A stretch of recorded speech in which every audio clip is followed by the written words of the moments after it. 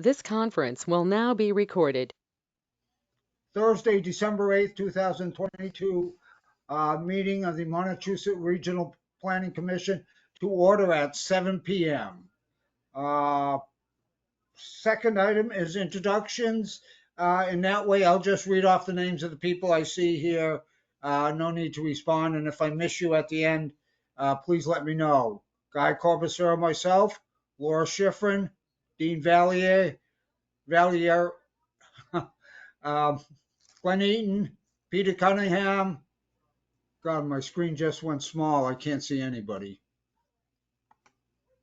When you put that up, let's get here. Okay, George Cahill is here. Barbara Yoakum, Alan Pease, Kayla Kress, um, Holly Ford, Kyle Nortowitz, Laura Schifrin, Linda Quinlivan, Peter Cunningham, and Roger Hoyt. I see Amanda Reed. And let's see, anybody else I'm missing here? No, I think I got everything. Anybody I missed? Um, did I miss anybody? I don't know if I called out Karen's name, but Karen is here. Mr. Chairman, Jeff Tillotson just came on with us also. Okay, very good. Jeff Tillotson. Okay, I think I got everybody. That's the list of people that are attending. I think I said George Cahill also, but if not, I'll do it again. Also, in accordance with Governor Baker's COVID-19 executive orders regarding the open meeting law and remote participation, votes will be taken through roll call. And I also need to mention that this meeting is being video recorded and might be playing at later dates if anybody has an objection to that. Okay, next item is announcements. Does anybody have any announcements? Not hearing. Yes. Yeah, I do, Mr. Chairman. Just an announcement. I actually sat in today, attended a online virtual meeting. There's going to be a legislative trails caucus down at Beacon Hill, and this is hosted by Representative Chicola out of Lexington, and Senator Dighton is going to be the chair on the Senate side. But it is a caucus of members who have trails in their community and are concerned about trail issues. There are a number of representatives from the different regional planning agencies there. So I'm not sure if we got notice of that or not, Glenn, this meeting today. They're going to be meeting again, I think, sometime early January down there at the legislature. But the hope is, again, to get all the legislative representatives and communities where the trails to sort of band together and be a more cohesive voice on trail issues that come up. So that's something great to see that happening again. Absolutely.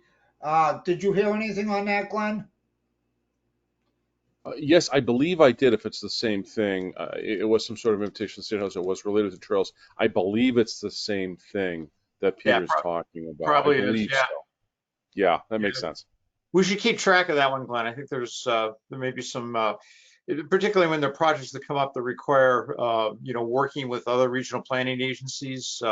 We're working, actually, we're trying to advocate for a rebuild of the Nash River Rail Trail, and part of that is in Pepperell and Dunstable with that's North Middlesex Council of Governments. So there's a need to coordinate with them to try to get that on the tip. Yeah, Karen Chapman and I will stay on that at the very least, if not others. But thanks for bringing that to our attention, the meeting this evening. Thank you, sir. Yep. Thank you, Peter. Any other announcements? If not, we'll move on to approval of November 3rd, 2022 MRPC minutes. They were posted about 6 days ago on the website, and hopefully you've had a chance to read it. Does anybody have any additions, subtractions, corrections for the minutes? Not hearing any, I'll entertain a motion to approve the minutes as written. Jeff Tillotson, so moved. Okay, do I have a second? That's Jeff Lemire. Second, Alan Pease. Second, Alan Pease. Okay, again, one more time, any additions, subtractions, corrections? Otherwise, I'll call what I have for a roll here, and as I said, a lot of times it's not comprehensive, so if I miss you, please speak up. Start with Alan Pease. Aye. Amanda Reed. Aye. Barbara Yocum. Aye. Dean Valier.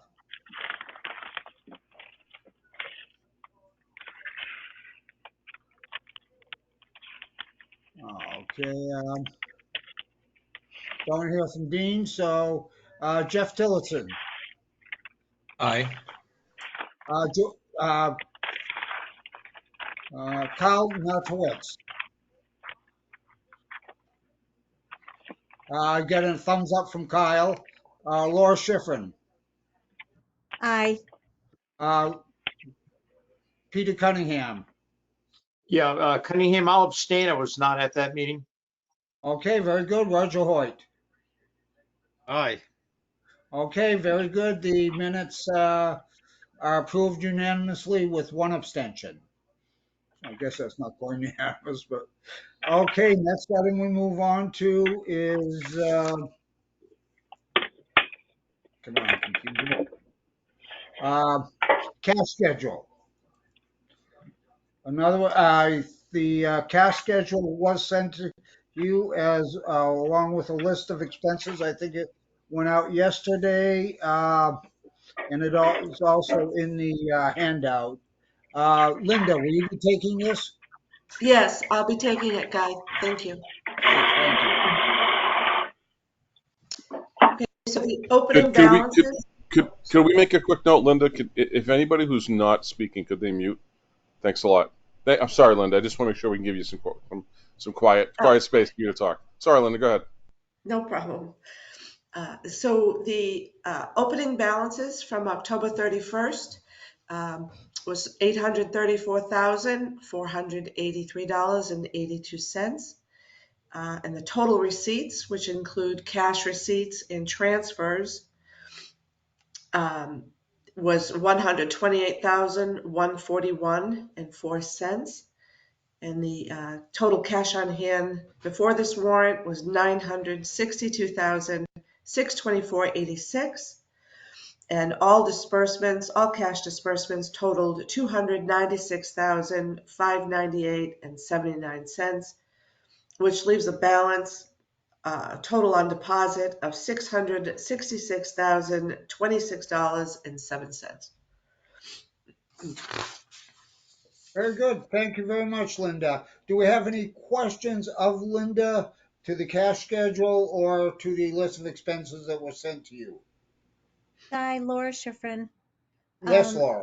I just wanted to make the note or what looked to be a little bit more cash on hand than what we usually have. So how is this year different than others? Glenn? Well, we received sorry, Laura. We received a lot more revenue up front for a lot of the grants that we received this year, which was, I believe, a lot of ARPA money. That's basically one of the reasons that we have more cash, and that's all I can think of right now. You hit it out of the park there, Linda.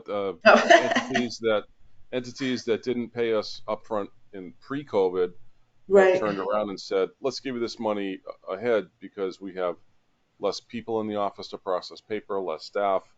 It's less time to give you a disbursement up front, and then send us your monthly or quarterly reports like you always do." That's it. Okay, that sounds good. Is this like grant money that we've told the towns, cities and towns is available, but yet has not been granted or used? It's money that's tied to a project such as planning assistance grants, Okay. which we've been getting every year now for about 5 years. Mhm. And I think in the budget, there's a grant this year that pays for 2 towns for services that the towns are aware that we will be delivering under the Planning Assistance Grant or PAG services from Environmental Affairs. So the towns are aware they're going to get the services. They're not aware bluntly that we've got the cash up front because it's Okay. basically just a business and cash management issue. Okay. That's awesome. We're in good shape. Thank you. Yeah. Yes, ma'am. Right, thank you. Any other questions? If not, I'll entertain a motion to accept the cash schedule as presented, subject to audit. I'll offer motion that we approve the cash schedule as presented, subject to audit. Thank you, Peter. And I'll second. Thank you. Okay, thank you, Laura. Okay, one more time, any questions? If not, I'll call the roll. Mr. Chairman, Yes, I'm sorry, guy. Just another point of information as I look over the cash schedule. So the other contributing factors. They're smaller than getting the grants up front, but they are realistic.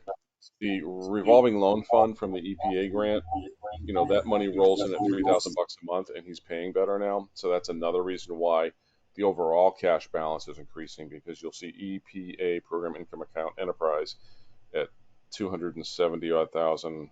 A little small for me, but it's about 200. It's under 300,000. We haven't had a balance that high before.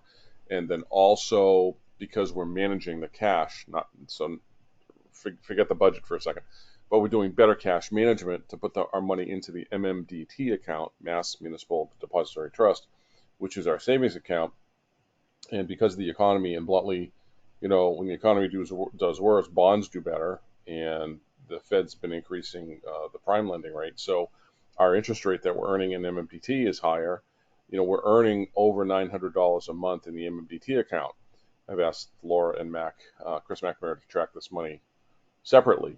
So we're earning almost $10,000 to $11,000 a year right now projected, because we have a whopping amount of money in MMDT. It's about 454, I think it's what I can read there.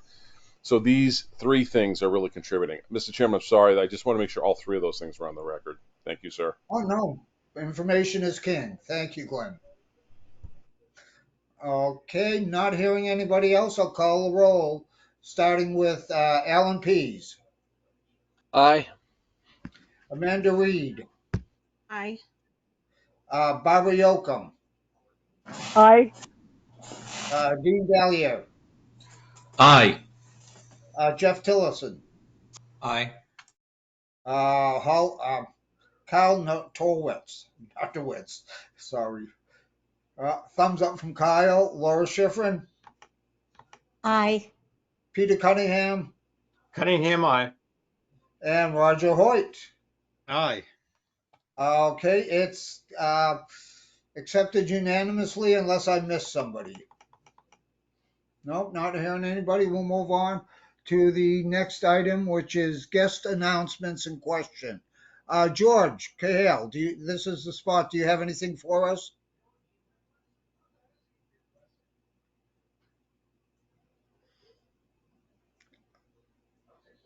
Well, I guess not. So I will. Yeah, I'm Anybody not have? here with George. I don't know. Is his mic not working? I guess no. I guess his mic's not working because it shows it on. Yeah.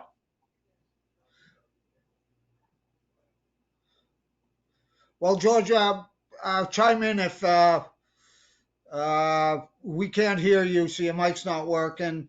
So we'll just move on. But at the end, if you have anything and we get the mic working, we'll stick you in there. Sorry, George. Okay, the next item is item 5, administrative matters. And Glenn, this is your cue.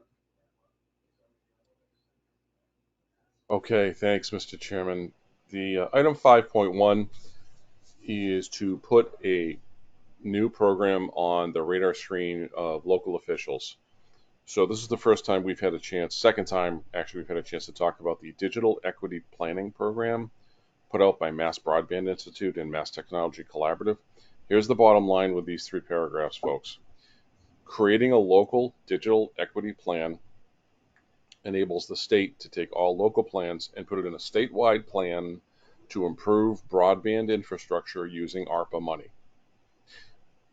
What it also does is having a local plan, a digital equity plan enables the community to have the plan on file so that later on, when funding becomes available from Mass Broadband and Mass Tech for local broadband improvements projects, that towns should be able to get those funds.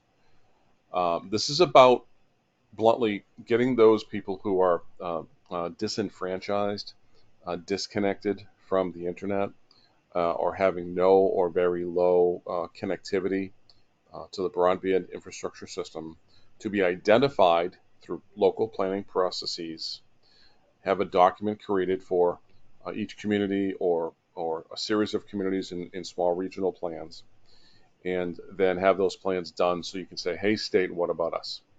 Okay, so we're talking about people who might be in an environmental justice zones, socially disenfranchised. We're talking about senior citizens. So we all have them. Are all your senior centers equipped with broadband?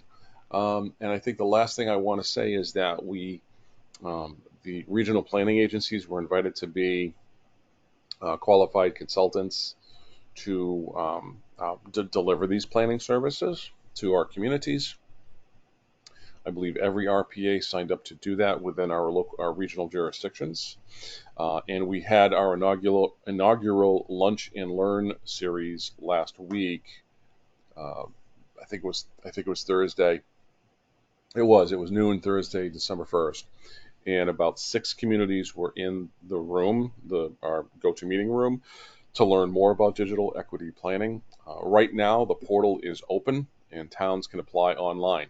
Several communities in the Lunch and Learn room asked us to help them to apply, fill out the online form, which now we need to follow up with those communities and others who need assistance applying online.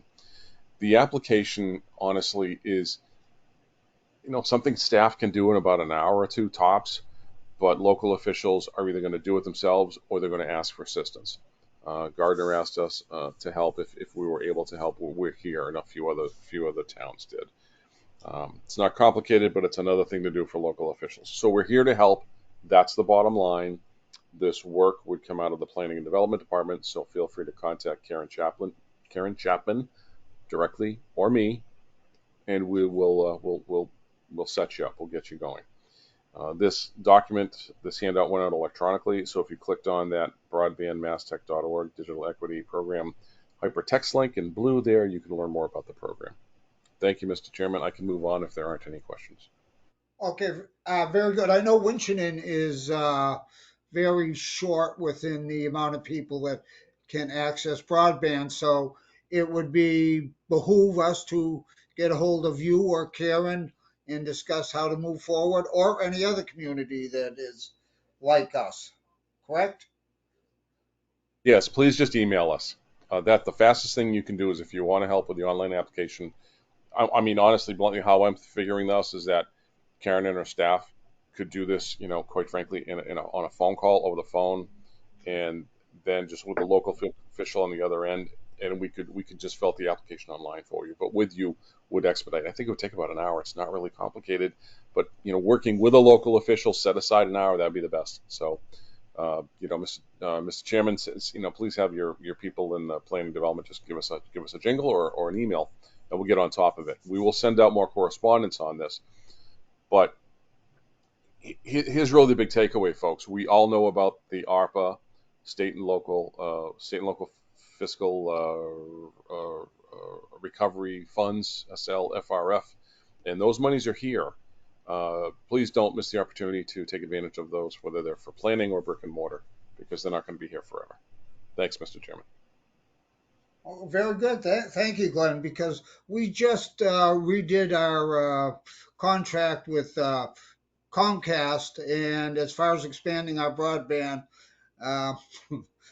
they were not receptive to helping us out there. So this is fantastic. Thank you, Glenn. Mr. Any Chair? other questions? Yes. Mr. Chair, Jeff Tillotson from AIR. I have to apologize. I was signed up for the Lunch and Learn, and I was in an internet desert at the time, believe it or not. We lost the connectivity in our office for about 3 hours last Thursday, so I was unable to join you. The question I have is a simple one. Was it in any way, shape, or form, was it recorded so I can look back and watch it? Glenn, do you know that? Hi, Jeff. We did record the hour-long session, around 15-minute session. If you email Karen or me, we'll send you the link. It may be online. Kayla, may I ask you, do you happen to know if this particular Lunch and Learn for the Digital Equity Partnership Planning that we did last Thursday went up to our YouTube channel? It may have. I'm sorry, I don't remember. I believe it's gone up to the YouTube. I'll double check though. If it is, if you could check it, maybe we can just dump the link into the chat window feature tonight, which we can also send up by email. So, Jeff, great question. Thank you. No, Glenn, I appreciate that. Sorry, guys. I was really looking forward to it. It's something we're working on here. And Guy, I get it when you're trying to talk to a private entity like Comcast or something like that. It just makes so much sense. But they are, might use the expression tone deaf when it comes to that stuff. But thank you, Glenn. Thank you, guys. That's being generous. Okay, thank you. We're dealing with them soon in AIR. I'm not going to say a word.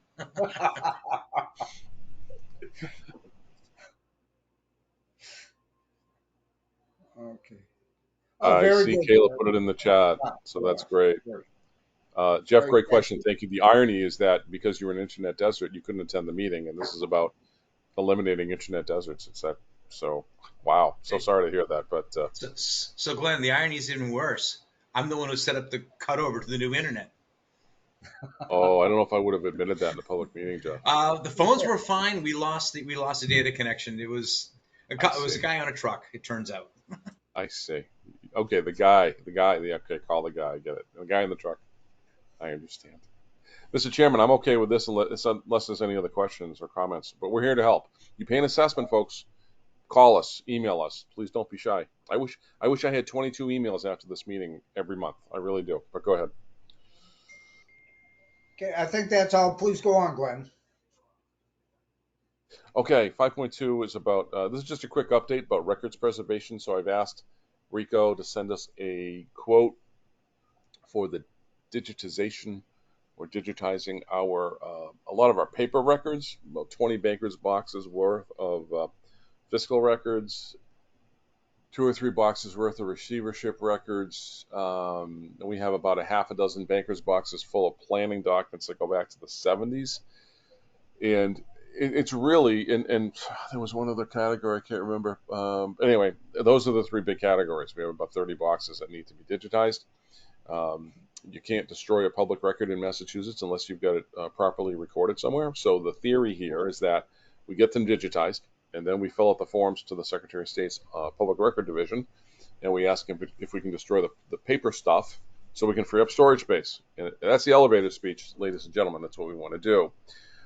But honestly, it's been for 23 years. I've longed to get all the plans digitized so that we can put them up on our website, because the Planning Commission did a lot of solid waste and treatment plant analyses and studies. That's what the study money was in the 70s, and that led to landfills and treatment plants. Well, that era is gone, but there's other stuff you may not know about.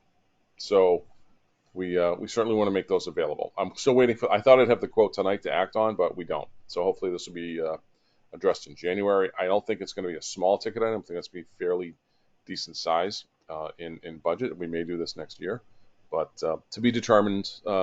Talk to you in January. Thank you.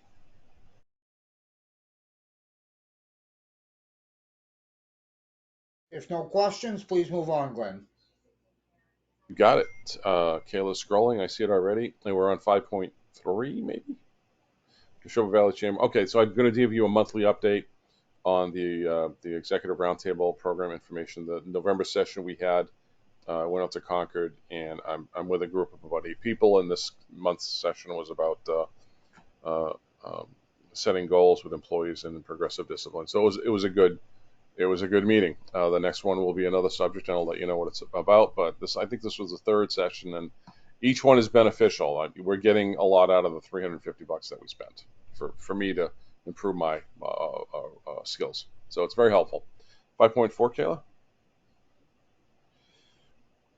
So the status of the RFP, so you can see one date in there that will be in front of you on February 9th to make a recommendation on who to hire for the as one or more grant writing consultant or consultants. Basically, they see the proposal will be advertised in the Goods and Services Bulletin in accordance with Chapter 30B, the State Procurement Statute, this coming Monday the 12th. And I believe it's January 16th will be the proposal's due date. That'll give us a couple weeks to review the proposals, interview if we want to, and then make a recommendation on February 9th to hire. The last takeaway on this is there'll be about 5 months to hire somebody and start to do something. Well, there are always 2 seasons, it seems to be, in grant writing. There's the spring and then the summer, but there's a lot in the fall.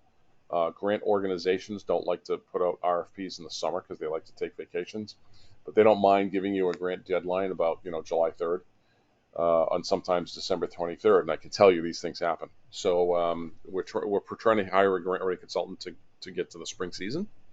If this program is successful, I'd like to fund it again in FY24. We'll talk more about that between February and June of next year. 5.5, the budget update. 2 paragraphs that basically summarize as follows. They're the same paragraphs with different numbers. So when we set the budget in June of 22 for FY23, we projected a revenue of about a little over 1.5 million with about 1.75 million in expenses and a projected deficit of 14%. Since that time, the last 6 months or 5.5 to 6 months, we've chipped away at the deficit. In other words, we went out and we got more funding to support the organization, to deliver more services, and ideally we'll do some digital equity planning in addition to the planning assistance grants, and we're going to apply again to the EDA for funding as well. But the bottom line, we've been chipping away at the deficit, and we're now up to about 1.618, or basically $1.6 million in revenue and about the same $1.75 in expenses. So we're down to we've gone more than half. We reduced the deficit by more than half. That's the gist, which is what I like to see about halfway into the fiscal year. You'll notice the last thing I'll say is the $1,750,948 for the projected expenses are the same in June as they are now. There is a way to reduce those. We have 2 part-time planners that were in the budget through December 31. One we are laying off December 31. The other resigned, I think, at the end of August. So those funds projected for the other person, about 2/3 of that will go back to the budget. That 2/3 equates to about 13 grand roughly. And then we have in the budget also a full-time planner at an entry-level position between $45,000 and $48,000 or $49,000, something like that. If we don't need that position, then we can take that out. So the $1,750,948 will go down by about 60 grand if we decide to eliminate, if we save money from the part-time planner, and if we eliminate that other position, which we may not need this fiscal year. It's in the budget, but it is unfilled. And that's really the gist of it. So if you take that 50 or 60 out, the 6.6 deficit would be less. It would be around 5.5%, something like that. So we're chipping away and things are better, and I feel more confident about the rest of the FY23 budget. Mr. Chairman, that's all I have. I don't have anything under other, and I'm here for questions as needed. Thank you for your time. Yes? Barbara, I have a question about if you get to the end of the fiscal year and you do have a deficit, how do we handle that? What do you do with that? How do we cover it? Oh, it's never happened. So, so you make adjustments so that you don't have a deficit. Is that what exactly? I'm hearing? Yes, ma'am. I mean, if let's say another 30 days goes by, and the management team, we make a decision that included a full-time position is unnecessary, and let's say it's January 2, then I'd come back at the January meeting or February meeting at the outside, something like that. Let's say this winter, and say let's pull that out. We don't really need that, and it's more conservative to take that out, push the deficit down to the 5s, and then obtain DEP, the digital equity planning money, which should fill the remaining gap. So we make adjustments as we go through. The other thing that we do, Barbara, and I've explained this before, but I want to explain this again, that in the in what I call in the overhead. There's a list of line items in our overhead that include everything from insurance all the right way down to moving expenses of a new employee, which is $600 by policy. You got to include that in the budget. And the health insurance is about $185,000 in a round number. What we do is we go back there and we chip away at those things and reduce those items and zero those out or lessen them to our actual costs by the time the June meeting comes around. So we achieve more of a balanced budget by the end of the fiscal year by tweaking it, essentially amending it throughout the year to make sure it's in balance. So those are the things that we would do, that we've done in the past, and we would do again. And I would close by saying on the answer, Barbara, that the only real fat in the budget is on those line items for the overhead. As I explained to the staff at a staff meeting, I think it was this past Monday, I always put into the M&E, machinery and equipment line item, I'll throw in the cost of a printer, scanner, faxing, scanning device, a printer. And the last one we paid, the Ricoh 6000, cost us around, it was under 10, it was 9,000 and change. So there's $11,000 in that line item. Well, we might not need to replace the second / backup printer we have, but that's always a good place to put in money for the what ifs. There are a few other line items you have in there, like $600 for the moving expenses. We typically never use that, and other things, but those line items are really pretty darn close. They're almost razor thin to our expenses for the year. But that's what we do. We adjust as we go, and we've never had to. We don't carry forward a deficit. We've never done that. Okay, great. Well, thanks, Glenn, for that explanation, and kudos to you for balancing the books every year. And I don't do it alone. Linda, keep smiling. The department heads keep smiling, because I'm not an island, folks. I got to tell you, without Linda, Mac, Holly, Karen, Brad, and Jason, and then everybody else, I can't do my job. I need everybody. So we have a great team, Barbara. We really do. Thank you. Okay, very good. Thank Yes, you, Glenn. and I just wanted to say, and I really liked your team building, wearing slippers to the office. That sounds like a lot of fun. Good team building. Let's credit Holly with that one. Peter has his hand up, Mr. Chairman, I think. Okay, go ahead, Peter, if you do. Yeah, thank you, Mr. Chairman. Yeah, Glenn, just a question: is what's the statutory regulation on a deficit? I know as a town we cannot have a deficit budget. We have to pass a balanced budget every year. So what's the guidance on that from the Mass General laws on regional planning agencies? So that pop quiz I'm going to fail right now. Without doing some research and finding the section and getting it out to you. I'll admit I can't quote the statutes verbatim on something like that, and it's got to be buried in one of the. There is in section 3 or probably chapter 40 something. It deals with town government and. Yeah, isn't 40 you guys, and I know 40B sections 1 through 8 is regional planning agencies. Somewhere in there, yeah. Yeah, and sections 1 through 8 are us, and then sections 20 to 23, I think, are the affordable housing statute subsections. And it's either subsection 3 or 5 of 40B that talk about budgeting process for RPAs. Regional planning districts is really the term, or public body corporate. And I don't ever remember seeing the word deficit in there, but I won't be able to go to bed tonight and sleep until I look for that word. And we'll shoot it out an email, because that's a really good question. But the reality is there is a section in there that says, in 3 or 5, I think, that you have to propose a revenue estimate by February of every year, and that's why you see a budget every February from us, the team, for the upcoming fiscal year. So in another 60 days, you'll see a projection for 24, and we typically do an update on the current year, in this case, 23. But I'm going to go scan those for the word deficit and see what happens, because if it's in there, that would help, and that we'd answer the question. But I don't know what it says, and I'm never going to have one. So that's just, it can't happen. Yeah, no, you got to pay your bills. Yeah, that's fine. I don't want to cause you a sleepless night. I just was curious about that. So, bottom line, the end of the fiscal year, we're not in deficit. So that's the important thing. Yes, sir. Thank you. Mr. Chair? Thank you. Yes. If I may ask, I make an observation. It's almost like you're working with free cash already, Glenn. The unexpended money that's in your budget. We call it free cash on the in the municipal line. But I have another question for you, if you don't mind me asking, and you may not be able to answer this in a great deal of detail. But I think I heard you say that you have an opening for a part-time planner or a planner, and you're not filling it. The question I have is not being filled because there's no applicants, or not being filled because do you have any? Can you read the tea leaves and tell me why it's going unfilled? Because we're looking at that too. We're on the Middlesex border here, and we're finding it difficult to find people. So let me give you more than tea leaves, and let me give you facts. It's not an open position.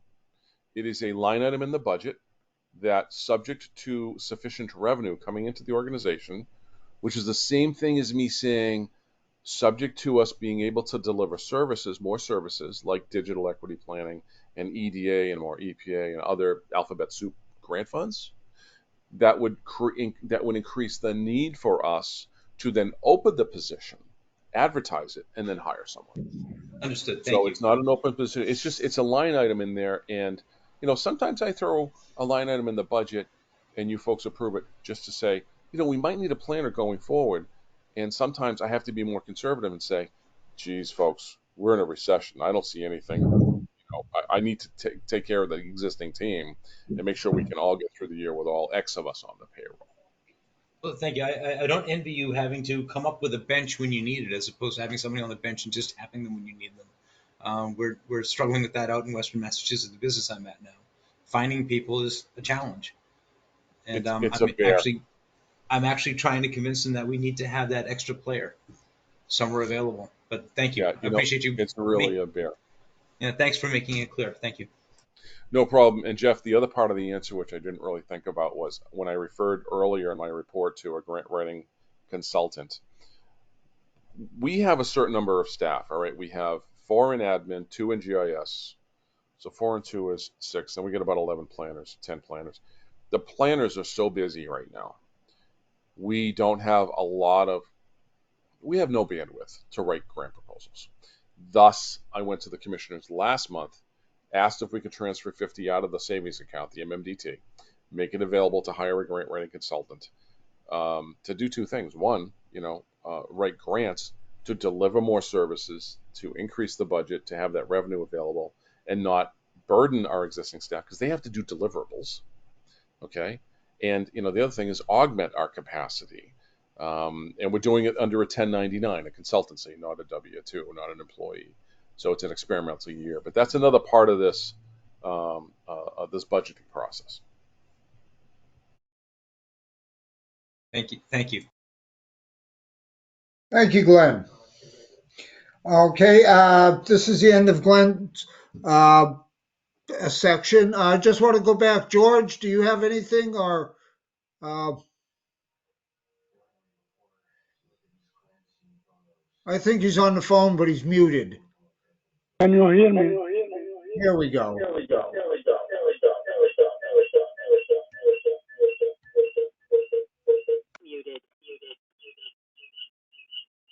Hello?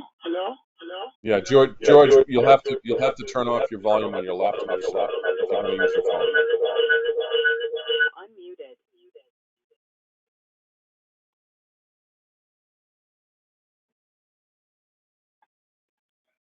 I'm muted And turn off your volume on your laptop.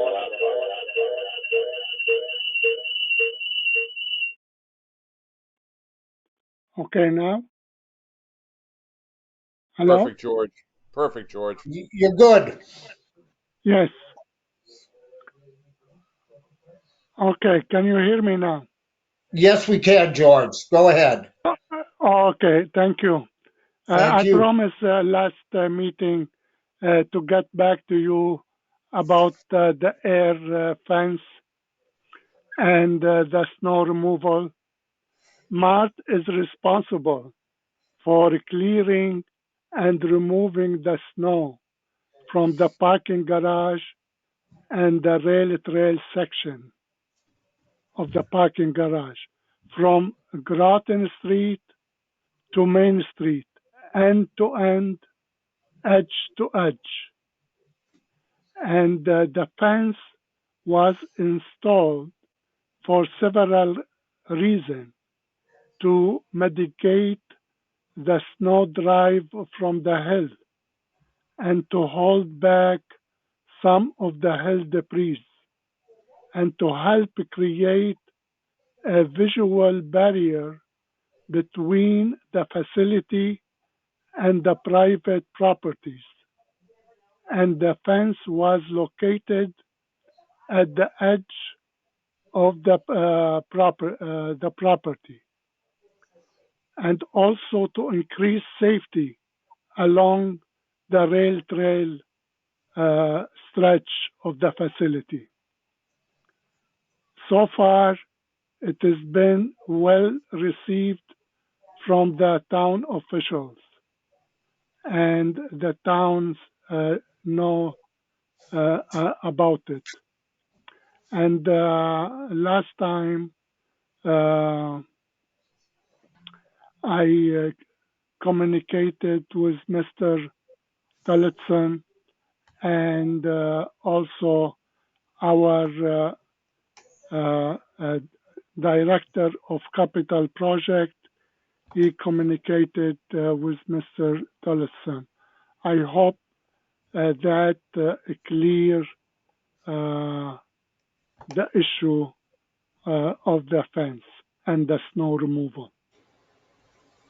If I may, Mr. Chair, thank you very much, Yes. Mr. Cayley. I have been in touch with Ryan Josty, and he and I will be spending some time getting together over there. And I do appreciate you taking the time to look into these issues for us. Thank you. You're welcome, anytime. Thank you, George. Thank you. If there's no other questions of George, I'll go on to department updates. If you're all set, George. I'm all set, thank you. Okay, thank you. Okay, first is the geographic information systems. Kayla, do you have anything on that?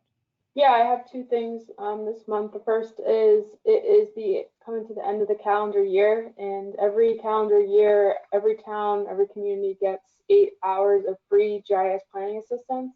So if you have not, or if you don't think that your town has used your 8 hours and you think you might have a small little project that we could help you with, please contact Jason and we can let you know if you've used your hours and if it's reasonable, like if we can do it within 8 hours.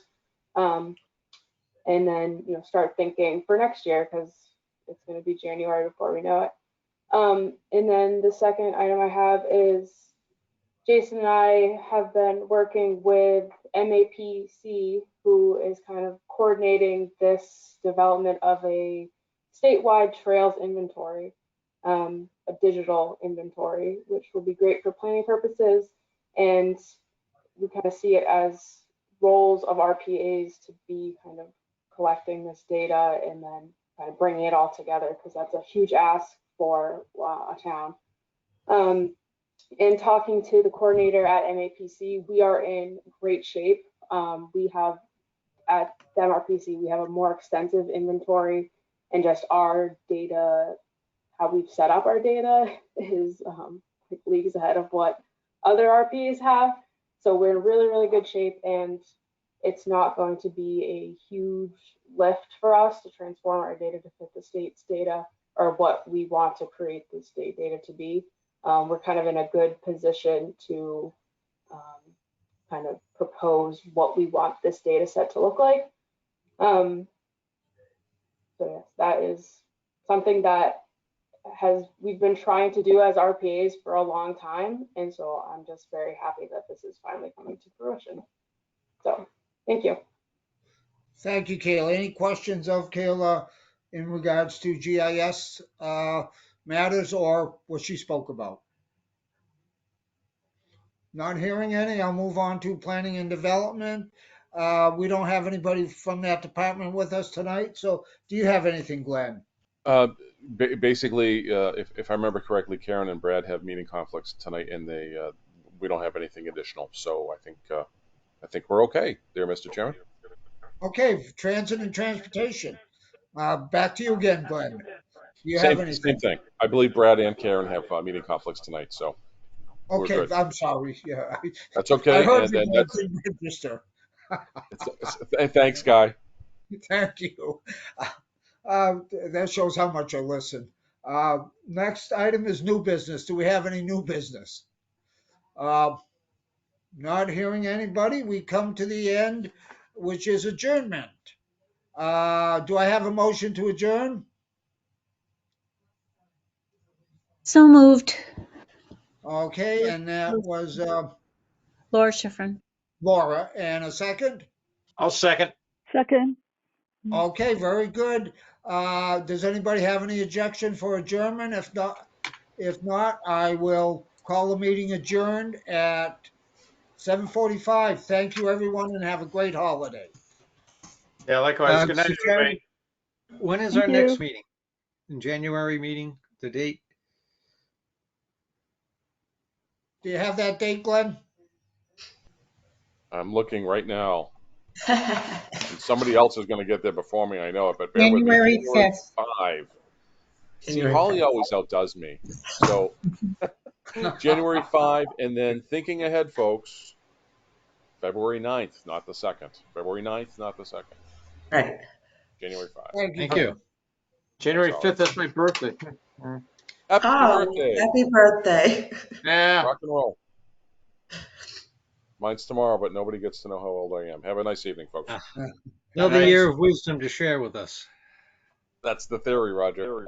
There we go. Have a good night, folks. Bye-bye. Good night. Bye. Good night, Happy everyone. New Year. Happy New Year, Merry holidays. Christmas, Happy Hanukkah, Happy Kwanzaa.